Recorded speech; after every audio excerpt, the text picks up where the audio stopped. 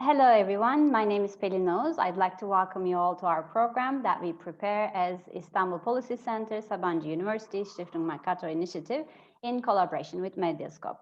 And today we will be talking about the post-corona world. We will be visiting the age of anger, understanding the effects of digitalization, polarization. We have three guests, and our guest of honor is our Mercator IPC Senior Fellow, Pankaj Mishra. We know him through his excellent books and writings. He's a multiple award-winning renowned Indian writer who writes extensively on liberalism, democracy, in various media outlets like New York Times, The Guardian, and Bloomberg. And we are also very fortunate to have our second guest with us today, who is the president of Sabancı University, Professor Yusuf Leblebici. And finally, last but not least, we have our director of Istanbul Policy Center, Professor Fuat Keyman. We have been going through this unprecedented times challenged by multiple crises at once. Like we have the climate crisis, economic crisis, coupled with the health crisis, with the COVID-19 pandemic. And all this uncertainty in these crises make it even more challenging and brings out anxiety, fear among individuals, as well as resentment, anger. So the loss of power, the prospect of economic decline, the unemployment triggered by the pandemic can easily create a context in which these feelings can arise. So these feelings are universal, demonstrated in different settings in the most powerful states also. So if you allow me, I'd like to start with Pankaj Mishra. Revisiting your book, Age of Anger, how would you evaluate the current situation in the world? How did we get there? The floor is yours. Thank you, Pelin. I think, the situation, put it very simply, has gotten much worse due to two things. One, the completely calamitous 3.5 years of Donald Trump in office, where the rule book has been torn up. If that wasn't bad enough, we've had this pandemic, which certainly United States and Britain have been really struggling with, much, much more than many other countries in the world. And that has also brought home the problem in a way that was, first diagnosed for other countries about failing states and dysfunctional bureaucracies and systems. Now we find them not just in large parts of Asia and Africa, but we find them now right in the heart of the supposedly developed, advanced, modern West. Britain and America. I mean, what I was trying to do in the book was to basically point out that many countries, both in the past and the present, have suffered very, very serious crises. And these crises are financial in nature, they are economic in nature, and political in nature. And these crises are a result of particular choices, particular decisions to have a particular kind of state, have a particular kind of economy. And that there is really, in that sense, modern history, or the history of the last 200 years, is really a history of conflict and crisis. And that it was always a mistake to think that things like modernization or let me start again. It was always a mistake to think that the process of modernization, the process of moving large numbers of people from rural areas into urban areas, from an agricultural economy to an industrial economy, and now, of course, to a post-industrial economy, that these processes are relatively painless and that they're all leading us to a better and better future. I think we've struggled for far too long under the long shadow of these ideas and assumptions.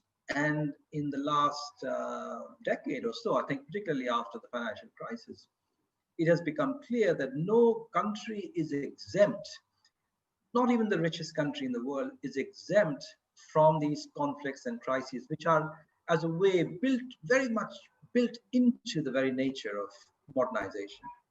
They're always there, waiting to erupt. And in many ways, what has happened since I wrote that book, published that book in 2017, is that it's become even clearer than before that it's actually, in many ways, the countries, the cultures, the societies that had most invested in this idea of globalization, modernization, who are also now its biggest victims. It's not China, which has managed to a large extent contain the epidemic and actually restart its economy. It's actually the United States, the most important country politically, intellectually, that is in serious trouble right now. So I think what it is forcing all of us to do is to re-examine many of our assumptions about politics, about the economy, and really, in a way, take a fresh look at history, take a fresh look at modern development, and see whether the goals that we had so carefully laid out for ourselves are actually achievable, or were they ever achievable, or whether we have been chasing an illusion. I mean, these are very harsh things, very difficult things to acknowledge, very painful things to reckon with. But I think as writers and intellectuals everywhere who are now living in this age of anger and can find no easy ways out of it, I think our primary task is to examine many of our own ideas and assumptions at this point. Okay, thank you very much, Pankaj. Maybe we can also, in the second round, we can talk about how we can move from there. And I'd like to now turn to Yusuf Leblebici and maybe talk about how the technology plays a role within this, because the use of technology has been tremendously increased during the pandemic. It gained a big pace. We initially accepted it by people and used it, but we don't really know the consequences of it. We are not really aware of the safety or the possible consequences for individuals. And how do you see this digital transformation affecting people's lives in the post-corona world? Thank you, Pelin. It is a very important aspect of the overall crisis that Pankaj is talking about. As you all know, we are submitting ourselves to technology almost without questioning these days. And billions of people are using technology willingly. And this actually leads to a situation where data and the personal information is floating around without much or without any protection at all. The consequence of this is all of this can be exploited, of course, and it is being exploited by very sophisticated algorithms running in the background. All of the services that we are using daily make use of these algorithms. It is not a secret. Everything is plainly out in the open. But the consequence of this is that people who submit themselves to technology through the use of smartphones, through the use of different social media platforms, actually provide the data that feeds this number crunching system that's running behind. And it is a matter of a decision done by only a handful of companies, what actually is done with this data and with these results. So nobody is actually asking us or asking the users how to make use of the data. The technology actually acts as a sponge these days. It allows the information about everything and everybody to be sucked up and to be stored in enormous data centers. And what's being done with this data is almost completely outside of our control. People are actually aware of this. It should not come as a surprise to anyone. What I'm saying, it is not a revelation. Everybody knows this, but the acceptance of this situation is, to me, it's very, very interesting. And only 15, 20 years ago, something similar, in my opinion, would not happen, or it would happen very, very in very extraordinary circumstances. These days, in these extraordinary times that we are living in, people are submitting themselves to this very willingly, even though they know what's behind. Now, coming to the pandemic crisis, for example, right from the start, from the very first few weeks of the pandemic situation, there were proposals floating around that actually lead to restriction of movement, restriction of freedoms in very highly developed countries in the West, which was first shocking to many of us, but then very quickly we adapted to this situation, and then we accepted this as a fact of life. And then of course, technology helps a lot in these restrictions, and apparently now the narrative that is being developed in the past few months actually leads us to believe that this will be an ongoing situation, that it will not change dramatically, and then this is something that we all have to accept. Whereas only a year ago, a situation like this would have been unthinkable. So this shows us how this unquestioning acceptance of technology can help change people's attitudes very, very quickly. Social media actually has been brought forward as a very potent tool to shape people's opinions. And we have seen this over and over again, for better or for worse, but mostly for worse, that the social media and technology can be misused.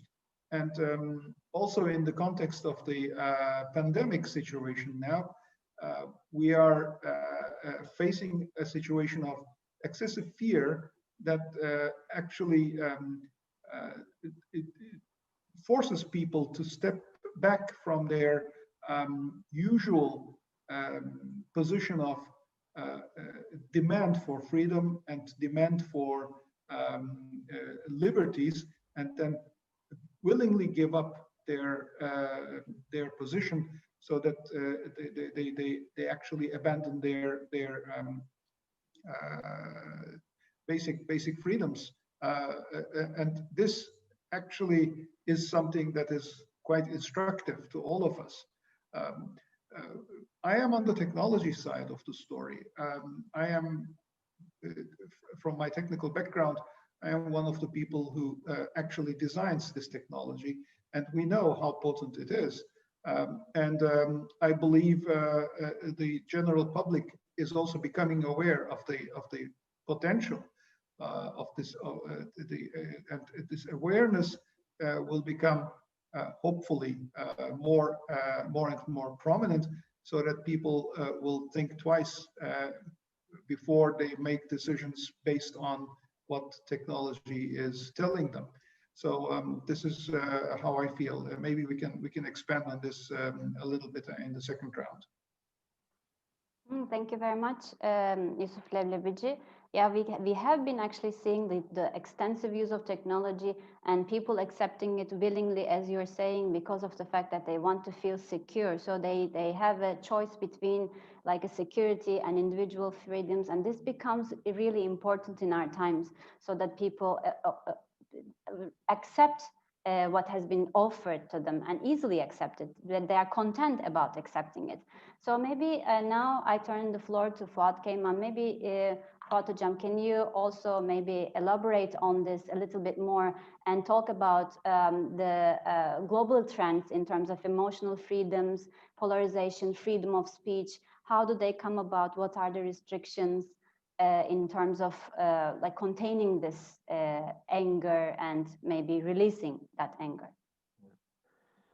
Actually, let me bring together what Pankaj said and what Yusuf Hoca said, and go a bit beyond by reformulating what they have said. You know, we have a Pankaj in his books to tell the story brilliantly. We have a story narrative since 16th century. It's called modernity, Western modernity, or capitalism. And from a philosophical point of view, we actually approach this narrative in such a way that it contains two promises. One actually is progress. Of course, progress comes with the free market, industrial revolution, first, steam, then railways, then, knowledge now, automation, fourth industrial, first, second, third, and fourth industrial revolutions. Progress brings richness, progress brings technology, technological advancements. And but we say that modernity has kept this promise. We have actually, sort of non-stop linear movement towards betterment, technology in progress, rich, everything. The second the part actually is liberty, freedom, democracy, and the idea has been for a long, long time that modernity has not kept the second promise. We had progress but not liberty. We had progress but not real democracy. All the actually Frankfurt School onwards, all the critical theory has been based on criticizing this unpromised of Western modernity. And we have sort of our minds, our cognitive sort of mind has been shaped by this two sort of dimensions. One is kept progress, and another actually is not really kept liberty and democracy and freedom. And when we have tried to establish some kind of balance between progress and liberty, and then we actually we have believed that the system is able to restore itself by establishing sort of some kind of balance in critical conjunctures, after the wars, after the critical crises. So far, this is the story of globalization goes like this too. But what Pankaj and Yusuf Hoca correctly pointed out, when we came today, the present, and shaped by COVID-19, of course, COVID-19 did not create new things.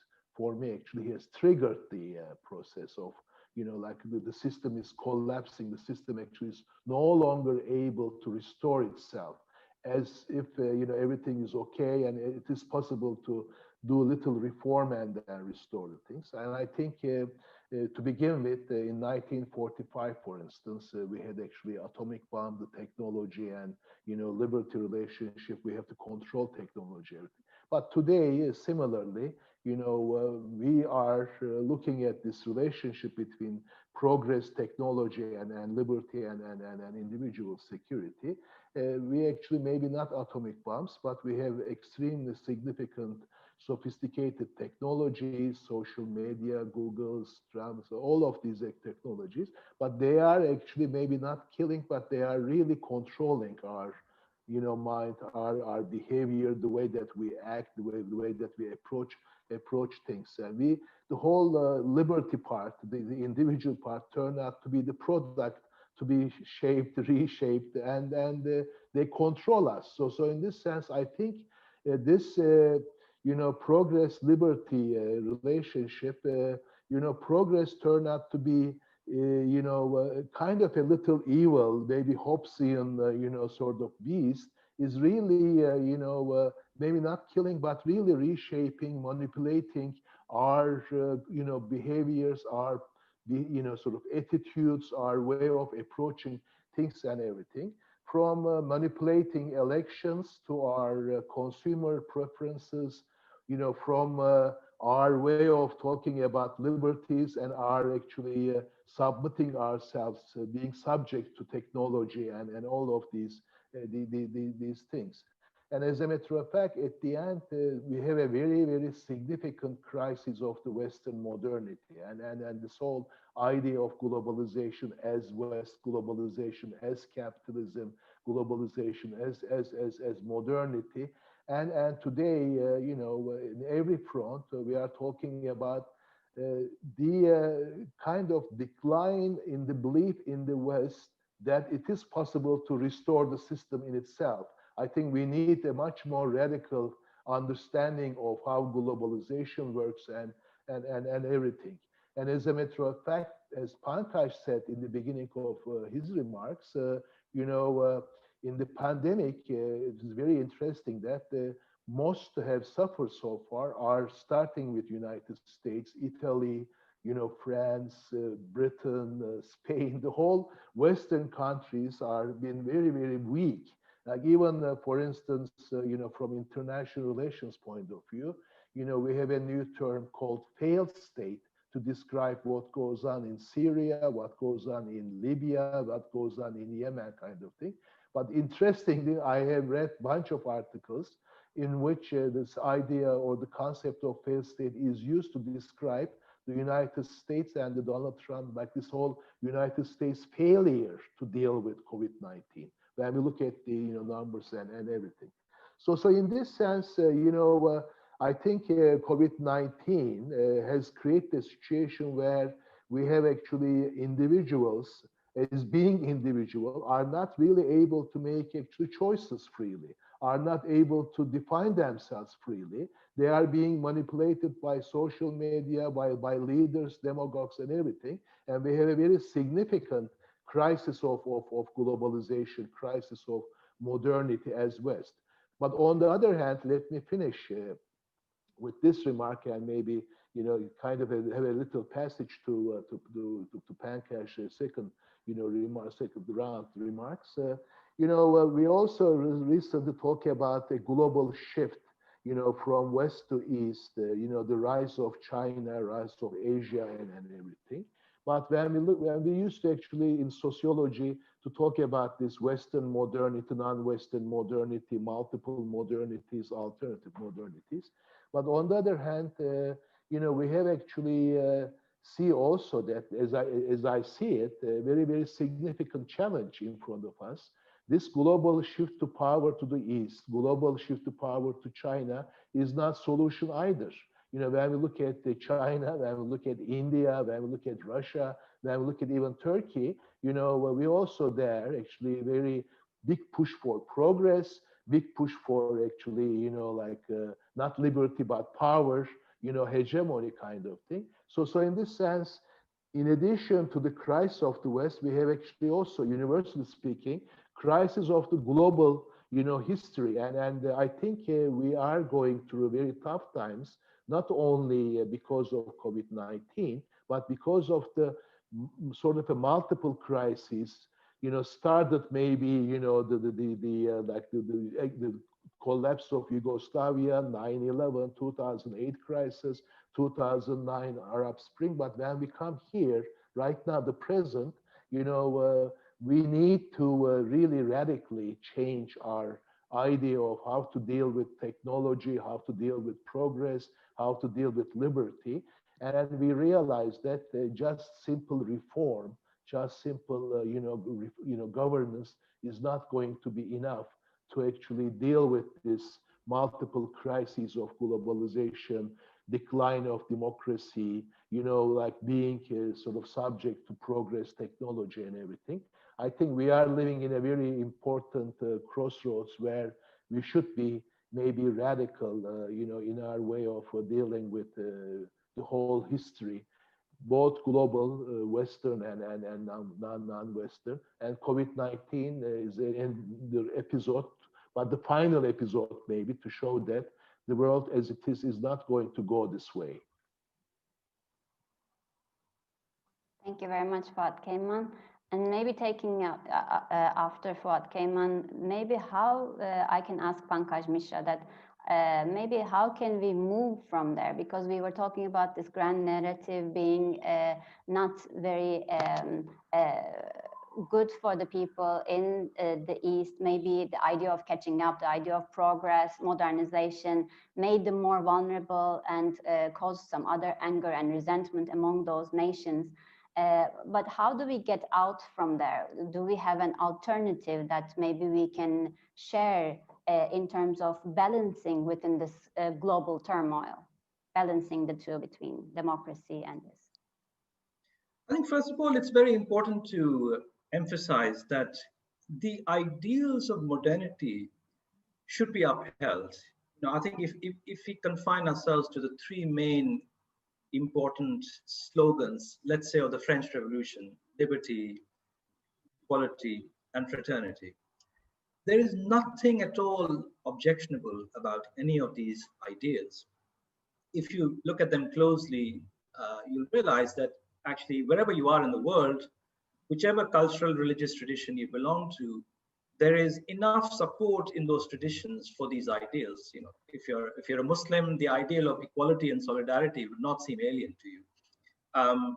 If you're a Hindu, again, ideal of freedom, that ideal might be differently achieved or differently formulated, but these are completely unobjectionable ideals. The problem arises when the means to achieve those ideals compromise them. So, to give you an instance, if you're going to achieve equality while working through a capitalist economy, unfortunately, will always remain very distant from your ideal, because capitalist system, the way it works, it fundamentally generates inequality. It needs specialization at a very basic level. It needs specialization. In any given capitalist system, you need people doing different tasks, and they will be differently remunerated. That will create inequality right from the beginning. And that inequality, if it is not actively checked by a redistributionist state, will grow and grow and grow. And of course, if you employ slave labor, then you're creating a whole lot of levels of inequality and degradation that will haunt you for decades and decades. And that is what's happening in the United States today, is that particular history is erupted. Fraternity is going to be undermined by a socioeconomic system where too much emphasis is placed upon individualism. Liberty, again, is going to be compromised because, obviously, liberty can only be achieved if there's a larger collective project, which is mostly emphasizing collective welfare and not just the liberty of a few select people. So again, I think the economic system generally chosen and generally preferred over the last 200 years has been working against those particular ideals. So now, what we're sort of left with, if you're thinking about progress, and if you're thinking about progress in connection with these particular ideals, is technology, where progress is apparent in a very simple way. You have a new smartphone model every year, and you think, actually, okay, this is really interesting. The quality of my Instagram pictures is improving every year. When you look back at some of these older Instagram posts, you realize how primitive they are, but they're only 5 years old. The photo quality has improved so much in just the last 5 years.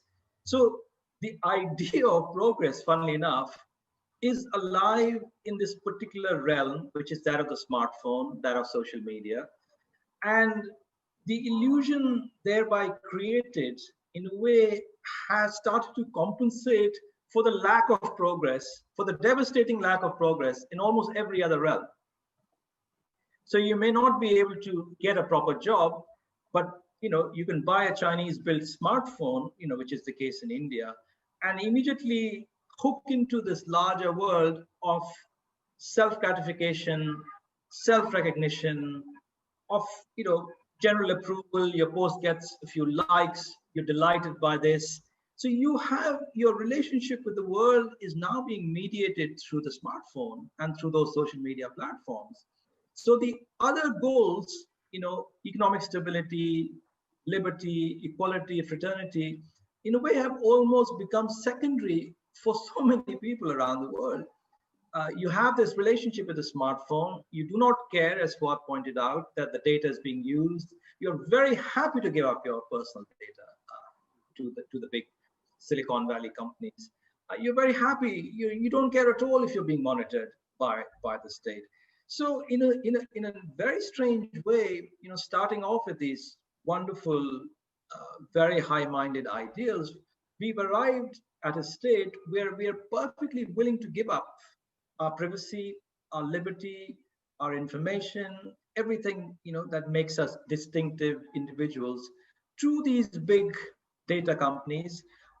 We're not really interested so much in solidarity or any kind of large political movements. Smartphones, social media has split these older solidarities, these older communities.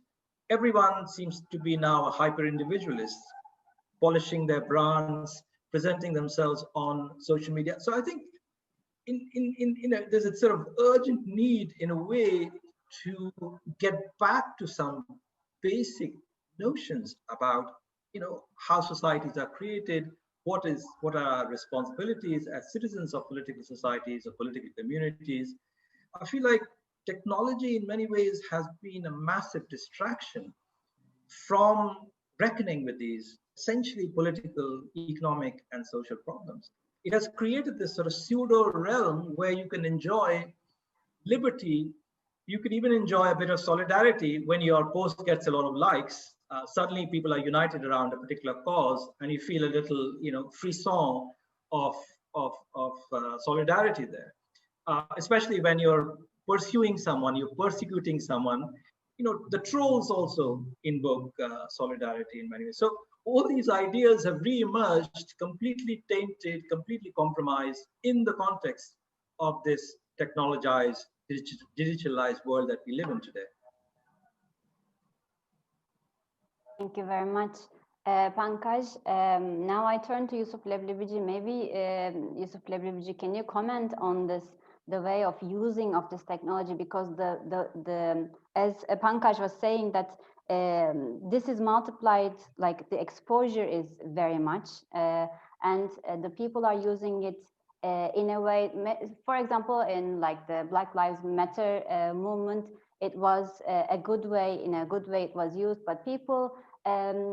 Instead of trying to change things, like they express their anger, their resentment through the social media, and they think that they're done, they did their work in terms of that. Maybe can you comment on how we can go beyond this? Truthfully, Pankaj made a very nice comment about this illusion of progress that is brought to us by technology. And it is completely true that on the one side, yes, the technological toys that we are using, they do improve every year, and it has been like this for almost throughout our lifetimes. For the past 40 years, we have seen black and white television and color television, and then the introduction of the cell phone, and then the smartphone, and then every model, etc., etc.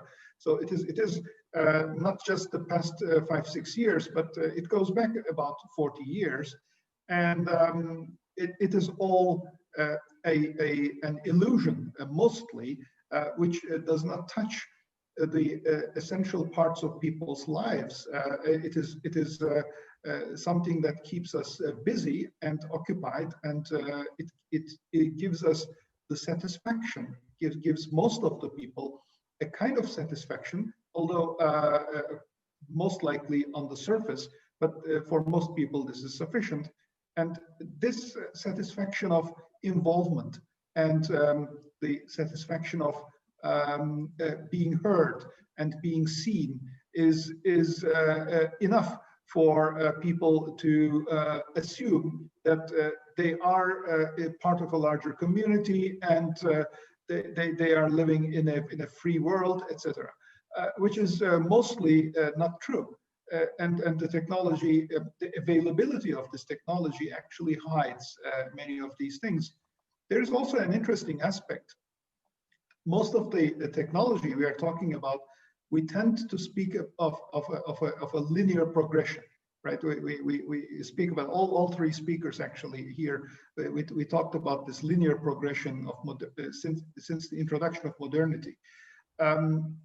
This, when you look at the greater picture, is also not true. In the history of humankind, there have been many cycles where technology has been developed and then destroyed and forgotten for centuries, for millennia. And it is a cyclic situation that repeats itself. We tend to forget this. It has already happened in a smaller scale within our lifetimes. The last time humans were able to land on the moon, that was in 1972, right? So think about it. And even today, we're not even contemplating this, repeating this in anytime soon. And it will take many, many years until humans will, if they choose to do so, again, be able to do so.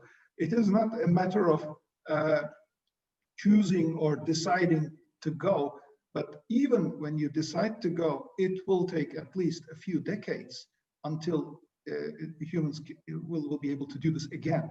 So this actually represents a loss of capability. And clearly that capability has been lost. The United States has not been able to send anyone into even Earth orbit for 11 years. Imagine this. And this is something that is usually forgotten or neglected. If you look at a greater extent of history, there is an object that was found very close to Turkey in the Aegean Sea. It is called the Antikythera Mechanism. Some of you may know about this Antikythera Mechanism. It is actually the remnants of an astronomical clock. And it was discovered at the bottom of the sea. It was recovered, cleaned, and it dates back from 100 BC. Now, think about that.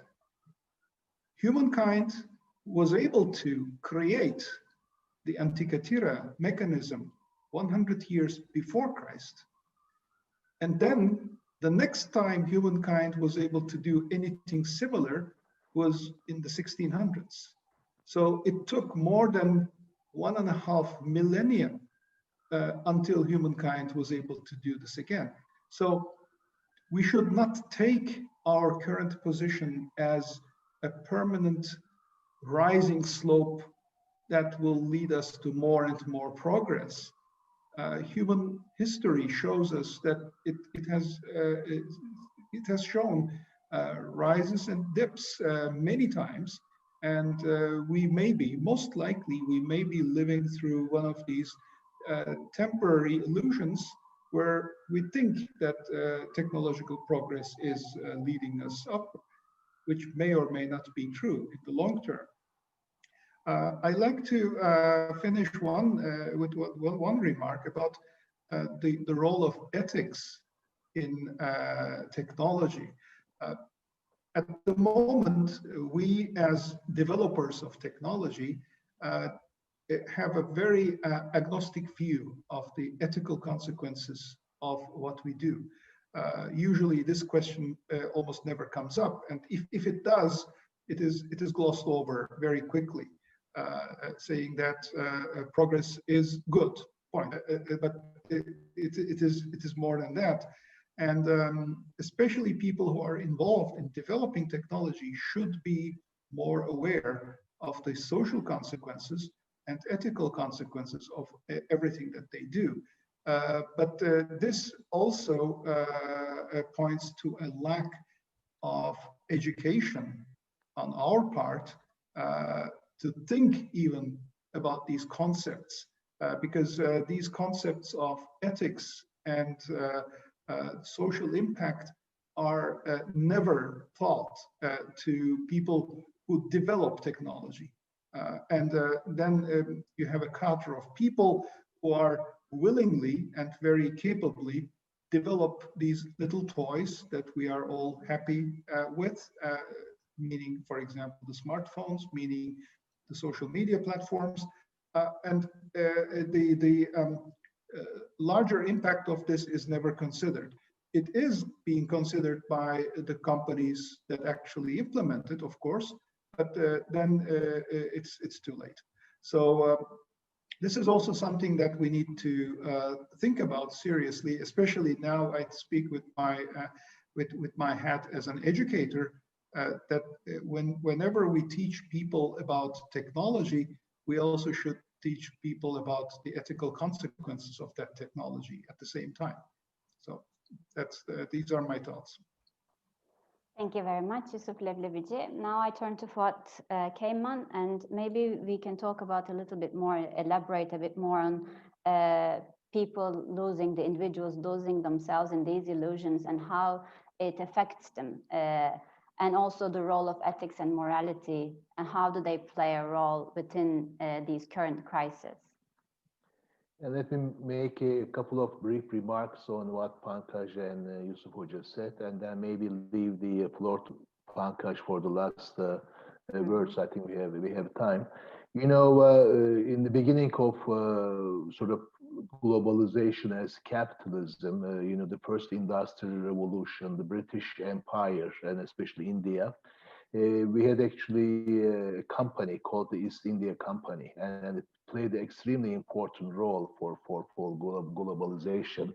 Like Pankaj, I was listening to a friend of mine in London, Engin Aysen, and he actually defines technology companies like Apple, Amazon, you know, Google, everything, you know, New East Indian Company, not but companies as empire kind of thing, like just Amazon's economic strength is bigger than Turkey's budget. I think it just goes over a trillion. And I was reading a book called Surveillance Capitalism, and these companies are the richest ever in actually world history, in the time of capitalism or neoliberalism.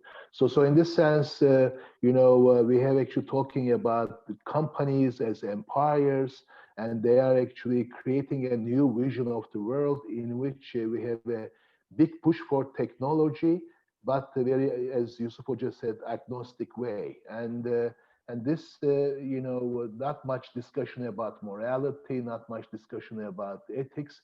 As a matter of fact, if there is a discussion, they do it, you know, sort of like how are we going to balance between technology and morality, technology and ethics, and similarly, like how are we going to actually like medicine, you know, get rid of or deal with the side effects of our what we do, but they are doing extremely significant, maybe, you know, like unique thing that they are actually shaping our minds, manipulating our minds.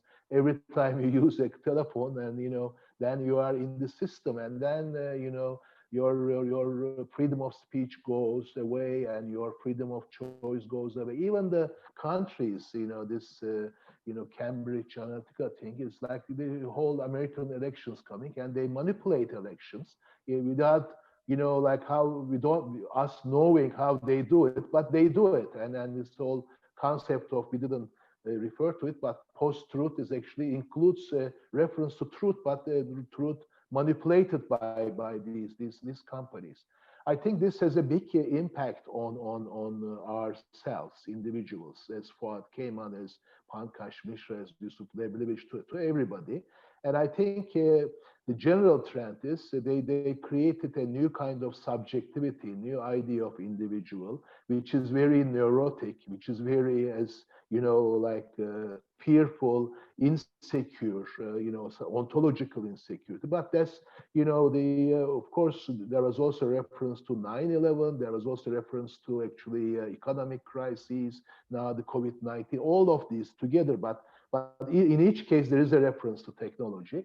We actually have a, you know, sort of a tendency in individuals, very independent, atomistic, but very nervous, you know, very insecure, very fearful, and then so on the one hand we have this kind of stuff, and as Pankaj points out very correctly, from this type of, you know, insecure, you know, fearful, neurotic citizens, neurotic, you know, individuals, you know, rather than critic, rather than transformative, you know, appeals or calls, you have a big fear, you have a big resentment. And so I think resentment replaces critic, and everybody resents. And, you know, we see it actually in recent, you know, Black Lives, and people are outside. Some criticize, but most of them, you know, like they actually attack and everything because they don't know what to do like this. The system creates like this. But on the other hand, let me finish what this. There is a little space for hope, and this hope actually is that, and the more we see the you know the illusion of progress, the more we see actually the results of this over technology, you know, sort of you know related pattern of history or whatever, and all. The more we see that we are no longer able to make a distinction between progress and liberty, but progress itself with technology, you know, eats up liberty and everything, hijacks liberty. Then, you know, from individual point of view, that maybe we should actually talk about anti-growth. We could talk about anti-progress. We could actually not actually accept the recommendations that we are actually given by Google, by Netflix, by things like or do something individually about climate change, do something individually about what goes on in the world. And I call it actually moral self. I think there is a, you know, sort of a, you know, space where we could talk about, you know, how to actually return to morality, how to, as Yusuf just said, pose the questions of ethics and technology in a much more serious way, not like sort of only to reform the system, but really change the way that we actually deal with nature, deal with others. And as a matter of fact, you know, as Zygmunt Bauman says, you know, like ourselves, like, you know, we have to actually, you know, think about ourselves. What are we doing? How are we doing? Well, how we approach, you know, all of this. And I think rather than ethical codes outside us, coming from religion, coming from, you know, certain scripts, as Zygmunt Bauman says, we should actually start from ourselves and you know, with others, civil society, movements, public intellectuals, you know, all this actual television, you know, all the programs, you know, we should actually start thinking very seriously about the relationship between morality and self, ethics and technology, and we start resisting from a very micro individual level, you know, like as Fuat came on, what can I do about climate change, global warming, or Black Lives Matter, you know, all these technologies, and you know, sort of start and then rebuild it. I think that's what we could do. And for instance, yesterday, as Pankaj Mishra was giving the opening lecture for our university, you know, we were referring to our students. I think it is very important to actually think about education, civic education, morality, ethics, as a way of not learning, but also changing this thing that is actually really manipulating and hijacking us. Thank you very much. Now, maybe we can have a very quick round, and this would be the last round, and I can give you all 2 minutes to maybe comment on the others and maybe have the last remarks and comment on the way how we see ourselves and how can we improve that. Maybe we can start with Pankaj Mishra and how we see the world also. I think, you know, just listening to Yusuf and Fuat's very thoughtful remarks. I'm thinking many ways in which a renewed concern for morality can be combined with political action has been demonstrated in recent months. I think the Black Lives Matter movement is really important in this regard, because what it did, first of all, it demonstrated that it's simply not enough to sit in your home and tweet, or to write Facebook posts, or have millions of likes or retweets. It's important to actually engage in old-fashioned political action, which is filling up the streets, going out there, demonstrating with sheer numbers the power of like-minded people. And there is something about political action. People have theorized about it. Hannah Arendt wrote about it. Gandhi demonstrated it. Political action, in a way, is the best way of realizing the modern ideals of liberty, equality, fraternity. You're there all together out on the streets. You're demonstrating, talking to other people. You're organizing. Everyone is equal. There are no real hierarchies. They're all dissolved in that moment of combined, concerted political action. And in many ways, Black Lives Matter. One reason why, after long years of complete ineffectiveness, it suddenly emerged and became this force, because in every city, every major American city, there were old-fashioned demonstrations of the kind we've known since the late 18th century, from the French Revolution onwards. People demonstrating, people shouting, people asking for their rights, people demanding that individuals be respected, their dignity be honored. And that was really breaking free from this over-digitalized world of protests and expressions of anger and frustration. I mean, even the Arab Spring, if you remember, early on, it was hailed as a Twitter revolution. It was early days of Twitter, early days also of Facebook. And a lot of American magazines focused on the people who had used Twitter in the early days to hail them as Twitter revolutionaries, Facebook revolutionaries. It was a very naive thing to do, because obviously now we know that those very same social media platforms can be very effectively deployed by authoritarian regimes and despots and dictators of every sort. And actually what made the Arab Spring so effective wasn't the people on them, by the way. You will probably remember, these figures who were suddenly turned into celebrities. Nobody remembers them, because in the end, what really changed things were people on the streets, in the squares. They were the real forces for change. Likewise with BLM. So I do feel like there is hope, and that has been demonstrated by the achievements of the BLM. They're still very small, they're still very minor, but nevertheless they exist. The fact that Black Lives Matter is now on the agenda. Almost every politician in the West has had to acknowledge that. You just 2 years back, 3 years back, you had that football player who was completely ostracized for taking the knee. Now senators are taking the knee, congressmen are taking the knee, cricketers in England are taking the knee. So there has been a change there, and it has been brought about really by old-fashioned forms of political action, which, as you said, combine political concern with an ethical concern. Thank you very much, Yusuf Leblebici. Now you have the floor for 2 minutes for your final remarks. One thing I like to bring back the pandemic crisis on the table as my closing remark. As we all noticed, these past few months have, on top of everything that we're talking about, this few months have forced us, all of us, to retreat back into our homes and out of public sphere, which is also actually cutting away the possibilities of socializing. And we should reclaim, in any ways possible, reclaim our social lives back, but without, of course, endangering the health of other individuals and ourselves. But I am sure there are ways of safely reclaiming our social lives back.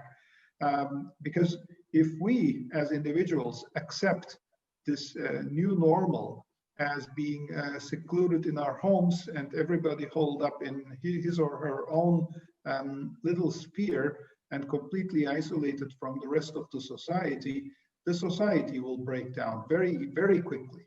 And this is what I fear. And we have to be very careful about, and then this actually goes hand in hand with what just Pankaj said. This summer, we have seen all these demonstrations on the streets, despite the fact that there was also the scare about the pandemic. Of course, it was done in a very unsafe way, and it led to the blow up afterwards. But there must be, there must be other ways of maintaining the social presence of individuals instead of holding up in their own little sphere, so that we can go on as a society. Otherwise, it will be just a bunch of scattered individuals, which is not equal to society. That's something else. So we have to be very careful about this. Thank you very much. Now, Fuat, Keyman, you have the floor for.